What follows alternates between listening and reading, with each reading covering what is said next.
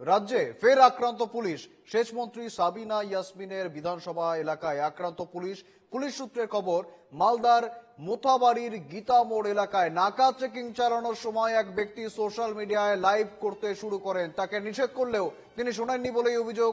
এই নিয়ে পুলিশের সঙ্গে বচসা শুরু হলে ঘটনাস্থলে পৌঁছয় মোথাবাড়ি থানার আইসি সহ বিশাল পুলিশ বাহিনী। এরপরেই উত্তেজিত জনতার হাতে আক্রান্ত হন মোথাবাড়ি থানার এক পুলিশ আধিকারিক রেজাউল করিম।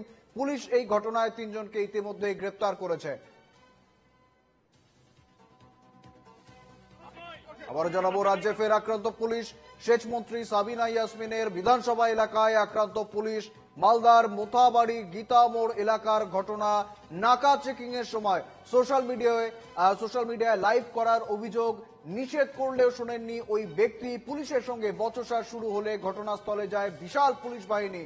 উত্তেজিত জনতার হাতে আক্রান্ত হন মোথাবাড়ি থানার এক পুলিশ আধিকারিক। পুলিশ এই ঘটনায় 3 জনকে গ্রেফতার করেছে ইতিমধ্যেই। সঙ্গে রয়েছেন প্রতিনিধি সুমিত। সুমিত, ঠিক কি জানা যাচ্ছে, কিভাবে এই বচসার সূত্রপাত এবং বর্তমানে পরিস্থিতি কেমন রয়েছে? দেখো, মোথাবাড়ি থানার পুলিশের পক্ষ থেকে যে মোথাবাড়ির যে গীতা মোড় রয়েছে সেখানেই নাকা চেকিং করা হচ্ছিল এবং যে সময় নাকা চেকিং করা হচ্ছিল ঠিক সেই সময় হঠাৎই এক যুবক সেখানে আসে এবং তার যে সোশ্যাল মিডিয়া সেই সোশ্যাল মিডিয়ায় ভিডিও করতে শুরু করে এবং পুলিশের যে গাড়ি ছিল সেই গাড়ির যে নাম্বার সেই নাম্বার প্লেট সোশ্যাল মিডিয়ায় তুলে ধরা হয় এবং সেখানে বলা হয় যে গাড়ির এই নাম্বার প্লেট ভিন রাজ্যের রয়েছে এবং তার পাশাপাশি সেই গাড়ির কোনো রকমের ইন্স্যুরেন্স নেই, অর্থাৎ পুলিশের গাড়ির কোনো কাগজপত্র নেই। অথচ পুলিশ মাঝ রাস্তায় নিজের গাড়ি দাঁড় করিয়ে যারা স্থানীয়রা রয়েছেন তাদের গাড়ি ধরছে, টাকার দাবি করছে, এরকমই একটা ভিডিও করে এবং সেই ভিডিও ইতিমধ্যেই সোশ্যাল মিডিয়ায় ভাইরাল হয়েছে এবং সেই ভিডিও করার সময় যারা কর্তব্যরত পুলিশ আধিকারিক এবং সিভিক ভলেন্টিয়াররা ছিলেন সেই যুবককে বাধা দেয় এবং তখনই পুলিশের সাথে ধস্তাধস্তি হয় এবং অভিযোগ যে সেই যুবক সহ স্থানীয় বাসিন্দারা পুলিশের ওপর ঠিক সেই সময় চড়া হয় এবং এই ঘটনায় মোথাবাড়ি থানার একজন পুলিশ আধিকারিক রেজাউল করিম সে আহত হয় এবং তার যে সরকারি পোশাক সেই পোশাক ছিঁড়ে ফেলা হয় বলে অভিযোগ। ইতিমধ্যেই পুলিশ এই ঘটনা তদন্ত শুরু করেছে এবং তদন্ত শুরু করে এখনো পর্যন্ত 3 জনকে গ্রেফতার করেছে।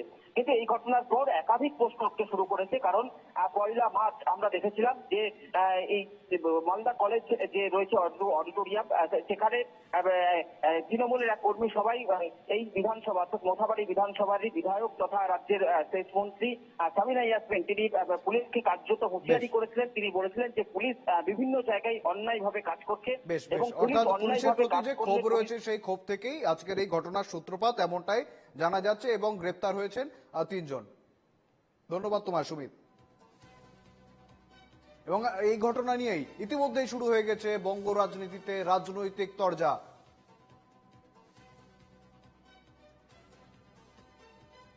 পুলিশ অলরেডি এনকোয়ারি স্টার্ট করেছে এবং বেশ কয়েকজনকে অ্যারেস্টও করেছে। এই বাংলায় আপনারা সকলেই জানেন রুল অফ ল এখানে এস্টাবলিশড আছে, কাজে পুলিশ এনকোয়ারি করছে। যারা অ্যারেস্টেড হয়েছে তারা দোষী না নির্দোষ সেটা প্রমাণিত হবে, আর অ্যাকর্ডিং টু দ্য এনকোয়ারি যারা যারা দোষী সাব্যস্ত হবে দে উইল বি পেনালাইজড। কালকে যেটা মোথাবাড়ি বিধানসভায় ঘটেছে সেইটা ঘটনা ঘটবে এটা আমরা ভেবেছিলাম, কারণ মালদা কলেজ অডিটোরিয়ামে রাজ্যের মন্ত্রী যেভাবে পুলিশকে হুঁশিয়ারি দিয়েছিল যে পুলিশ কোনো কাজ করছে না, পুলিশ নিষ্ক্রিয়। একটা কথা মাথায় রাখতে হবে, মালদা জেলার পুলিশ যদি সক্রিয় হয় তাহলে তৃণমূলের কোনো নেতৃত্বই আর বাড়িতে থাকবে না, সবাই জেলে কিংবা থানায় থাকবে।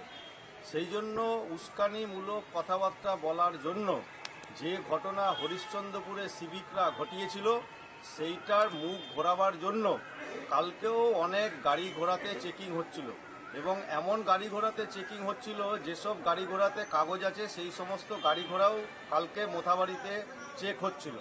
হওয়ার পরে লোকাল লোক সেখানে প্রতিবাদ করার পরে সেখানে পুলিশের ওপর অত্যাচার হয়।